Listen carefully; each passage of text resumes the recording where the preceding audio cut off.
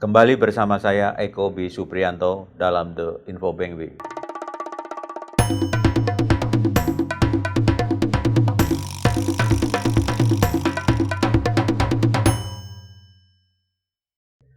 Topik pada kali ini kita akan membahas membeli rumah lewat KPR, bagaimana kalau macet. Pertimbangan membeli rumah, paling tidak ada 6 hal yang harus kita perhatikan agar tidak menyesal di kemudian hari. Yang pertama, apakah rumah itu ditempatin, dikontrakkan, atau untuk investasi? Yang kedua, menyangkut lokasi. Yang ketiga, biaya-biaya. Dan keempat, mengenai legalitas. Kelima, apakah lewat developer?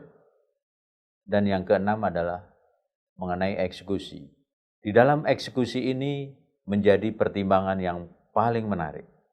Jadi 6 aspek itulah yang barangkali kita harus perhatikan. Nah, kemudian jika membeli rumah untuk ditempatin, dan ini biasanya adalah pasangan muda. Kalau untuk ditempatin, ada pertanyaan. Apakah kita membeli lewat KPR atau kita membeli kontan? Pada umumnya, pasangan muda membeli rumah lewat KPR. Nah, kalau lewat KPR, ada 2 hal yang perlu dipertimbangkan. Bagaimana menyangkut suku bunganya? Apakah suku bunganya flat? Apakah suku bunganya floating? Kalau flat misalnya, Anda tidak perlu memanjangkan tenornya, karena akan jatuh lebih mahal. Kalau flat itu lebih baik kita yang jangka pendek, kalau menurun itu dalam jumlah jangka yang lebih panjang. Karena outstanding atau bunga dihitung dari outstanding.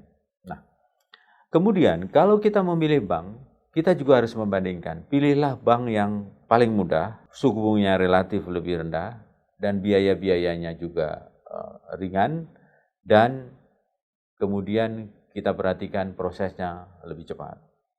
Syaratnya jauh lebih ringan.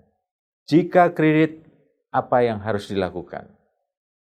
Tadi mengenai suku bunga, mengenai prosesnya, dan yang terpenting adalah menurut saya, pilihlah developer yang mumpuni, punya bonaviditas, dan jangan sekali-kali coba-coba membeli KPR, tidak tahu siapa developer yang menjualnya.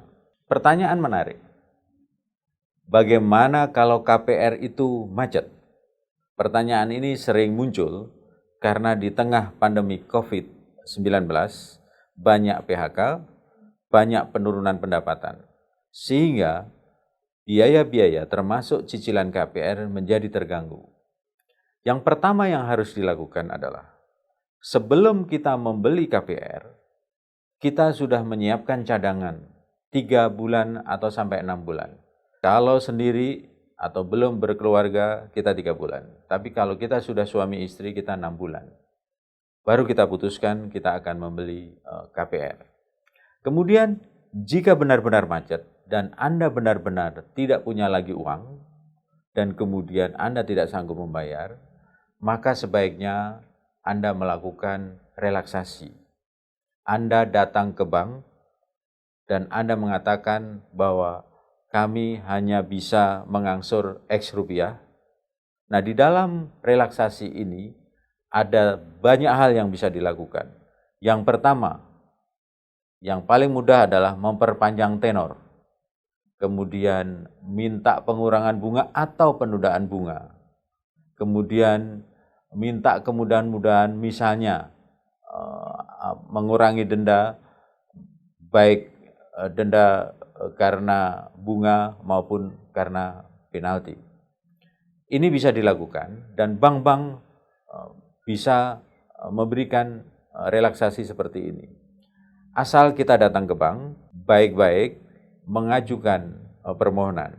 Bila Anda benar-benar tidak disetujui bank atau tidak ada kemampuan lagi untuk mengangsur, maka Anda bisa melakukan langkah-langkah yang taktis. Yang pertama, karena Anda sudah pernah memberikan uang muka, dan karena Anda sudah pernah membayar angsuran, dan karena harga rumah selalu naik, maka sebaiknya Anda membeli atau mencari pembeli untuk membeli rumah Anda dan kemudian datang ke bank untuk dijual atau dilanjutkan oleh orang lain.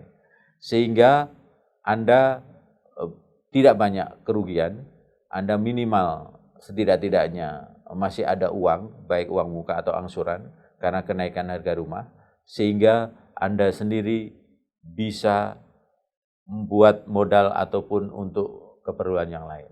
Dan yang terpenting, Anda bisa melakukan restrukturisasi ke bank yang bersangkutan. Datang baik-baik dan tidak perlu pura-pura lupa mengangsur. Sekian, sampai ketemu pada The Info Bank Way berikutnya.